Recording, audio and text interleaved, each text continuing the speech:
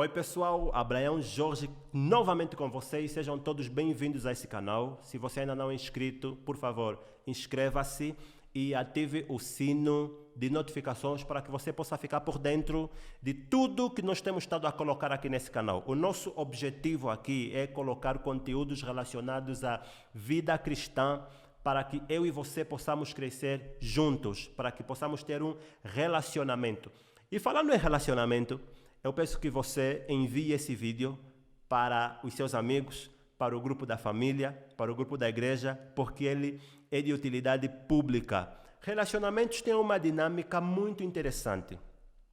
Você já deve ter ferido alguém e alguém já deve ter ferido você, ok? Até aí é normal, essa é a dinâmica dos relacionamentos. O problema acontece muitas vezes quando nós nos posicionamos de forma errada diante das nossas falhas. E isso passa uma mensagem para a pessoa que nós ferimos, que nós ofendemos, de que nós não estamos a dar o peso necessário que aquela situação exige. Então, imagine a seguinte situação. O João feriu a Maria. O João pediu desculpas a Maria, mas a Maria não se relaciona da mesma forma com o João como se relacionava antes. E o João faz várias reclamações. Oh Maria, nós já conversamos, nós já resolvemos isso. E por que as coisas ainda não estão a funcionar da maneira como estavam antes? Existem várias razões para isso acontecer. Variadíssimas razões para isso acontecer. Mas eu quero falar de uma coisa que chamou a minha atenção quando eu li o livro de C.S. Lewis intitulado O Peso da Glória. C.S. Lewis apresenta uma diferença muito grande entre pedido de perdão e pedido de desculpas. E enquanto eu li esse livro, eu comecei a imaginar que, se calhar, muitas vezes os relacionamentos não voltam ao estado original, porque nós nos posicionamos diante dos nossos erros de forma errada. Às vezes, o erro exige um pedido de perdão e você pede desculpas. Quando é que nós temos necessidade de pedir perdão e quando é que nós temos necessidade de pedir desculpa? Este é mais um vídeo onde eu compartilho a minha impressão de leitura, só que dessa vez não a partir de um texto bíblico, mas a partir de um livro de C.S. Lewis, ok? Vamos lá. Quando nós pedimos desculpas porque cometemos um erro que temos uma justificativa ou temos uma desculpa a apresentar. Então, a pessoa que pede desculpas apresenta uma justificativa para que a culpa que lhe foi atribuída lhe seja retirada. Então, a situação é a seguinte: você marcou um compromisso às 8 horas da manhã com seu amigo, você saiu cedo de casa para encontrar-se com seu amigo, mas no meio do caminho alguém bateu contra o seu carro.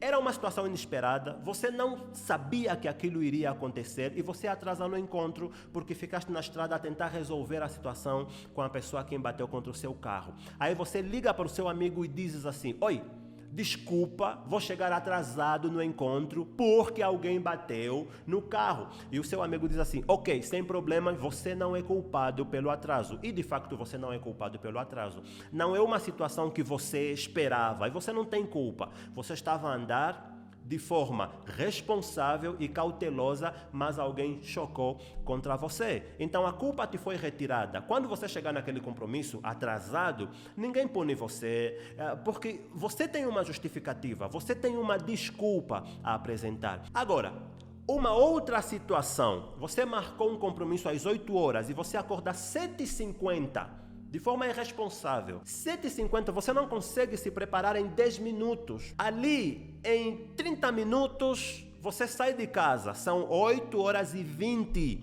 Você marcou o teu compromisso 8 horas e ponto. Você é culpado.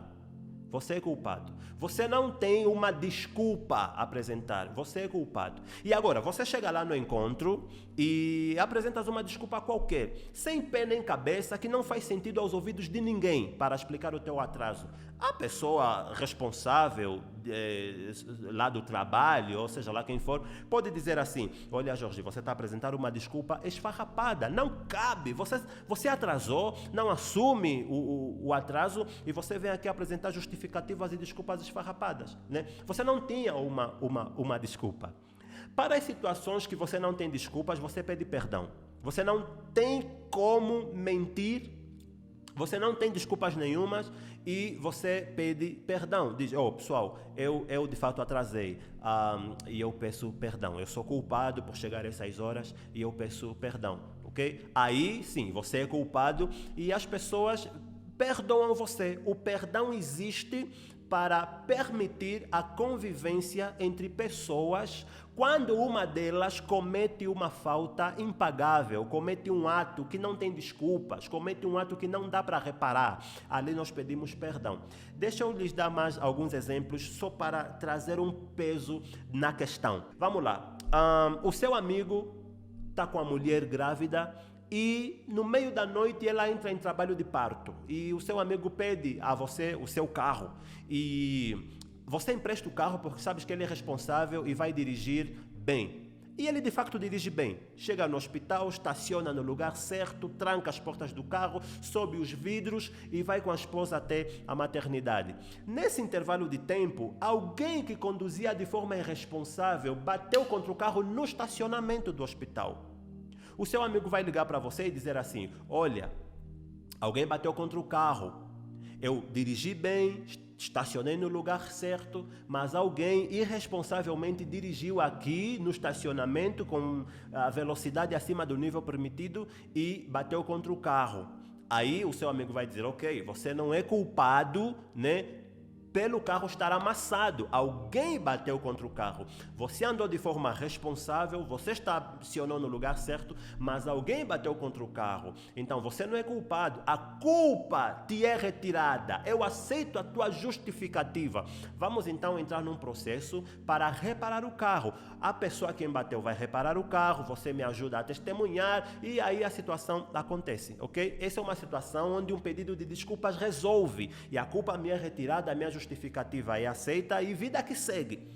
Agora, esse homem que conduziu irresponsavelmente no estacionamento lá da maternidade, lá no hospital, imagina que ele já vem a desobedecer os sinais de trânsito há algum tempo atrás. E numa região onde não podia andar a 100 km por hora, devia andar a 60 ou a 40, porque é uma região onde tem um grande fluxo de crianças e tem escolas lá. Esse camarada que desobedece, é teimoso e conduz numa velocidade acima da velocidade permitida, atropela uma criança. Essa pessoa, esse homem irresponsável, ele tem culpa. Ele cometeu um erro e tem culpa. Porque ele ignorou todos os sinais de trânsito, ele insistiu a andar acima da velocidade, ele tem culpa.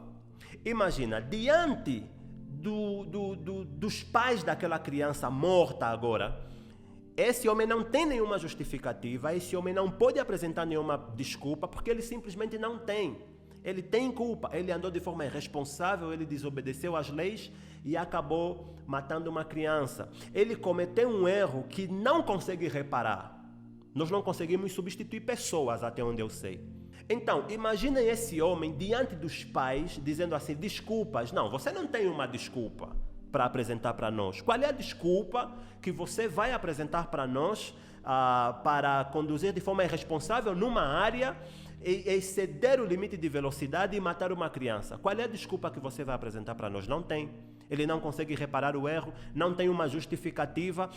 Tudo que ele tem é culpa. Esse homem precisa pedir perdão. E os pais daquela criança, eles têm a oportunidade de escolher perdoar aquele homem ou não. Agora, o perdoar aquele homem não significa que ele vai fugir ou escapar da sentença do crime que ele cometeu. Diante dessa situação, é claro que tem as questões de justiça, é claro que isso é um crime e ele vai ter que responder, né, dentro do Código Civil e Penal do país em que ele estiver a viver. E ele não pode comparecer diante do juiz dizendo, eu só atropelei porque, eu só fiz porque. Ele é culpado. Esses dois exemplos aqui, essas duas situações, servem para mostrar que às vezes nós nos posicionamos diante das várias situações, das várias falhas que cometemos com posicionamentos diferentes. Pedimos desculpas quando o ato que nós cometemos é tão grave e tão sério, onde nós tínhamos que implorar por perdão. Agora, eu espero que você esteja a entender a importância do perdão na nossa vida. Lembre-se que na oração de Jesus, no Pai Nosso, Jesus ensinou-nos a pedir a Deus por perdão dos nossos pecados. O que nós cometemos contra Deus não existia nenhuma desculpa, nenhuma justificativa. Nós somos culpados, de facto. Por isso nós pedimos, perdoa-nos, para que tu voltes a se relacionar conosco. Eu não consigo repor, eu não consigo pagar, eu não consigo voltar no tempo, eu só tenho culpa. Culpa é tudo que eu conheço.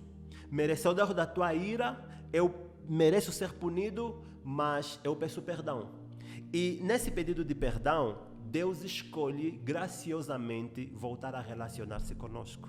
Ele usa o perdão para possibilitar um relacionamento. Não existe um mundo possível sem que o perdão seja exercido. Não existe relacionamentos possíveis sem que o perdão seja exercido. E na mesma oração do Pai Nosso, Jesus nos orienta a perdoar os outros também, porque os relacionamentos têm essa dinâmica. Você vai ferir alguém sem a possibilidade de reparação, e os outros vão ferir você sem a possibilidade de reparação.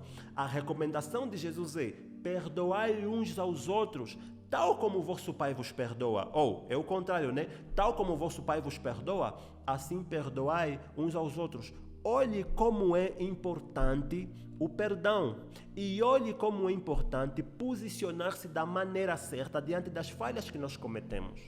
Porque eu tenho estado a perceber que uma coisa que incomoda as pessoas e dificulta os relacionamentos de voltarem ao estado inicial, original, é exatamente a incapacidade de nós identificarmos o peso do nosso erro, o peso das nossas faltas, e não damos a ele o tratamento devido. Então, se você feriu, se você causou um dano, e você não tem a mínima condição, as mínimas possibilidades de reparar, de repor, peça perdão. Assuma compromissos de não voltar a te comportares da mesma maneira. Peça perdão. Peça que essa pessoa não olhe para os erros que você cometeu, mas para quem você é e para a intenção que você tem de fazer a coisa dar certo. Peça perdão. E o pedido de perdão implica em ajustar-nos a uma nova situação para não voltarmos a cometer o erro que nós cometemos no passado, né? Eu lembro muito da história de José. José foi traído pelos seus irmãos, foi vendido pelos seus irmãos. No Egito, ele foi preso e sofreu. Quando chegou a altura de liberar perdão aos seus irmãos, José quer ter a certeza que os irmãos aprenderam alguma lição. Então José vai fazendo os testes, ele coloca o copo nos sacos de uns e vão, voltam. José quer ter certeza que eles aprenderam alguma lição. Então é isso, que nós sigamos a perdoar uns aos outros, que possamos trilhar esse caminho da cura, do perdão, da reconciliação, da restauração, e que entendamos que não há construção de um mundo possível onde o perdão não é exercido. Não há um relacionamento saudável onde o perdão não é exercido. Vou repetir. O perdão existe para possibilitar as pessoas conviverem umas com as outras quando elas cometem falhas irreparáveis. Deus abençoe a sua vida. Um forte abraço. Até a próxima semana.